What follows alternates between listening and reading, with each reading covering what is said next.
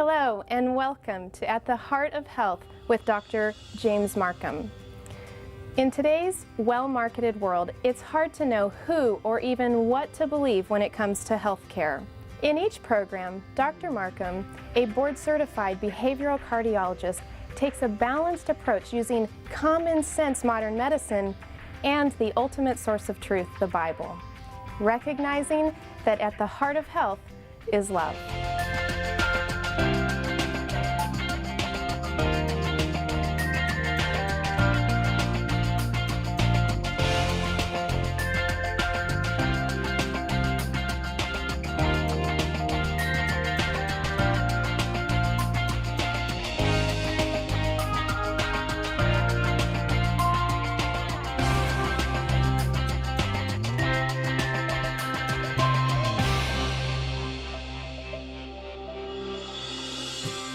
I'm Dr. James Marcum, and welcome to Heart of Health. I'm so glad you took the time out of your busy schedule to join us. You know, everyone's busy in life, but I think this short period of time we have together is going to be very valuable for you. We've heard recently in the news about disasters. We heard recently about the Haitian disaster and all those poor people getting hurt. And every week we talk about healing on this program, and there's healing that occurs from all around the world. It's not only in the United States and North America, but there's people hurting all in Africa, in Nepal, in all these countries. And I think it's very valuable that we think about them and understand a little bit about healing, and medicine is working all around the world. It might make us appreciate what we have and understand some of the problems that we have a lot better. I've got a very wonderful guest that I've known for several years that's joined us today. His name is Jim Ayer.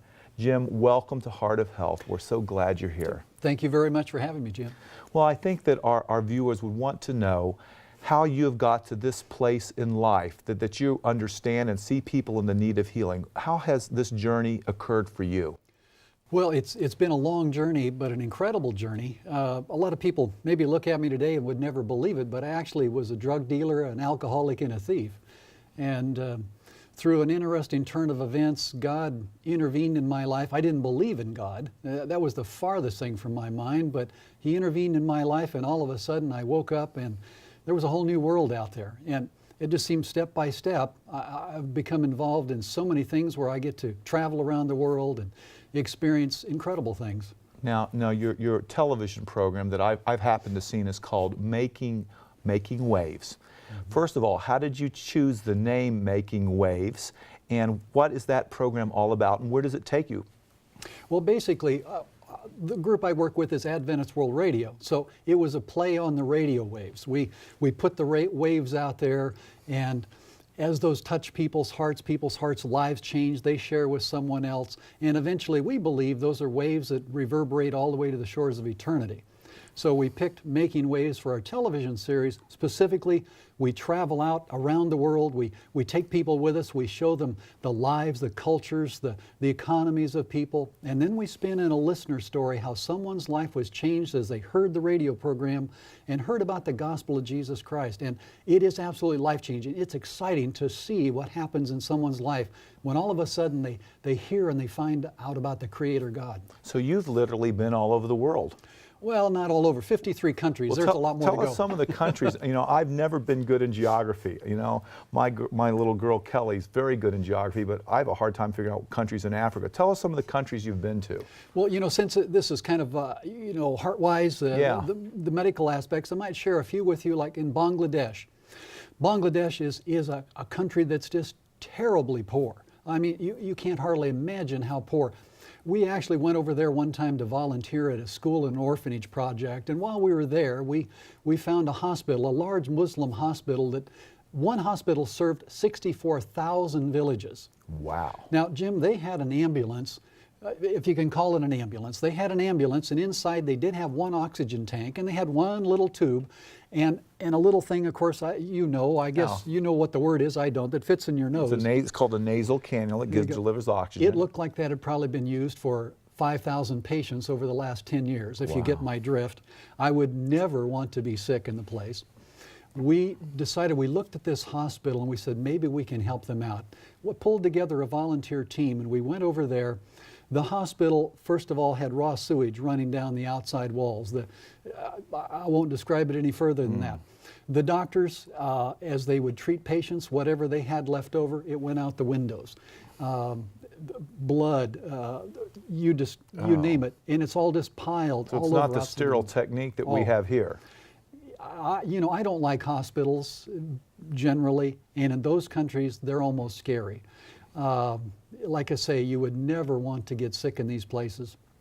We went in there and we repainted the whole place. We fixed their plumbing. We plastered for them. We did all these things. And toward the end of the project, one of our fellows, and I told them don't do this because I know from past experience what happens, they handed out a paint can to one person who was outside. Within 15 minutes, we had hundreds of people flocking all around, fighting over that paint can and wanted more. And we literally had to hurry up, pack up, and leave because we might have been crushed. It's amazing if you've never been in the situation. Well, what was so special about that paint can?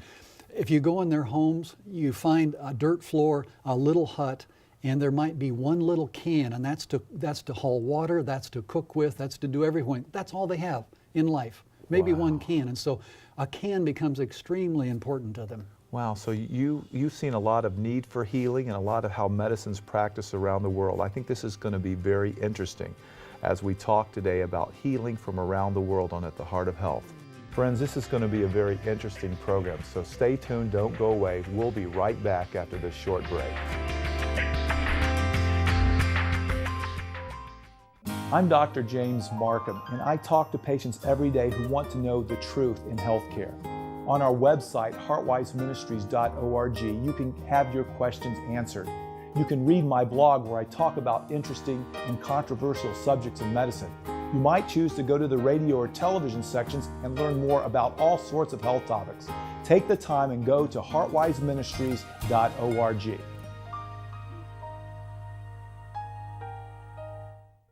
You can easily spend $90 on an expensive meal out. How about investing $89.94 in your future?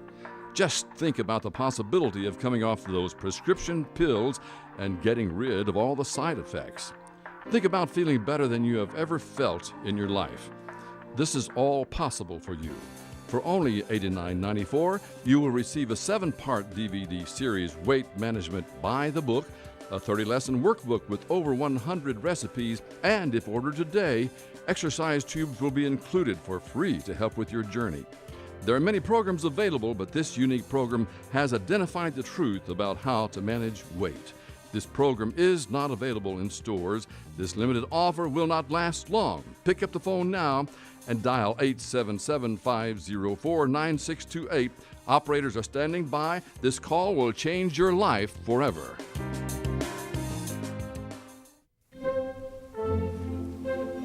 Two words for you. Pop quiz. Ready? Name any funny movie. A drama. Name a mystery. And one more thing. Name the movie your kids saw today in science class. Know what really matters. Know about your kid's school. And know about your kid. Find out 100 ways to know more, do more. Welcome back to Heart of Health. Our guest today is Jim Ayer. He works for Adventist World Radio, and he's been around the world and has witnessed all type of healing. And if you think about healing, there's really 3 types of healing. There's the healing that happens acutely, that very few people see. I've only seen a few times where the lame can walk, the blind can see, people are raised from the dead. I believe that still happens today. I just haven't seen it that much. The second type of healing is the healing that occurs when we change our lives, when we go to the doctor, we make some chemical changes, we start exercising, we start eating better. Those are changes that happen slowly as our chemistry change. And the third type of healing is the ones we all want to get, and that's when we walk and have a relationship with God. He's promised us someday to have ultimate healing in heaven. Well, Jim, I know you've seen healing from around the world. Can you think of any instances that you've actually seen the acute type of healing when something dramatically happened right away? Well, there's one situation that comes to mind. We were in Nepal, and maybe let me give you a little setup to this, because in many of these countries, when people are destitute, the mothers will poison the food of the whole family, and it'll become the last meal. She knows that they have no more food, they have no way to exist, so she'll poison that final meal. Wow. And in this particular instance, there was a father actually who just decided his life was worth nothing anymore. He took poison, and his boys found him. The boys rushed him to the hospital. They got him to the hospital, and this particular poison affects the lungs. Now, this was in a hospital called Banapal, Shir Memorial Hospital up in Nepal, which is above India. Okay. Now, in this particular hospital, again, I've been in there, and you wander around, and there's sheets with blood. There's people sitting on the edges of beds with crusty old tubes, and I could just go on and describe, but it's just a hideous situation. They have nothing. They try and do the best they can, but they don't have much. Well, it brought this fellow in there, and they do what they call bagging. They put a tube down him, and they begin squeezing this bag. You can say more than I can. Well, but, normally we put, in the States, we put these people on ventilators that do all the work for you. No ventilator there. No ventilator. Third world country, no ventilator. So they begin bagging this fellow. The nurses do this for 2 days. 2 full days, 24 hours a day, round the clock. And they come to us and they say, you know, we can't keep this up. We've never done it this long before, but for some reason we felt compelled to do it, but we just can't continue. Wow. And they said, would you mind helping us? Oh my, well, what do you do? You know, we said yes. So he's going to die, of course, if we don't continue pushing oxygen in his lungs. Yes, if we hadn't said yes, he's dead. So it's like you can't pronounce a death sentence on somebody. So we said yes. I went home that night to my room, and I virtually cried myself almost to sleep saying, God, you know how much I hate hospitals. You know how I hate you. I figure you go to a hospital to die and then to go to a third world hospital and work on somebody. I just didn't want to. But all of a sudden I felt this real peace come over me, and the Lord said, it's going to be okay. Went the next morning. The nurse is there. She gives me training, a whole 10 minutes worth of training. Do this way, watch his chest rise and drop. And she left. And she said, your replacement will show up in a half an hour. Well, about 10 minutes into it, my hands were starting to get tired. And I think some of it was nerves, but I'm watching it and thinking, I've got this man's life in my hands. And I look at him, and he's got his eyes open. He's looking right at me. Wow. And I was praying for him, and half an hour, my help showed up. Oh, I was really happy, and I left. But the next day, I come back again. Half an hour, nobody shows up. 1 hour, Jim, nobody shows up.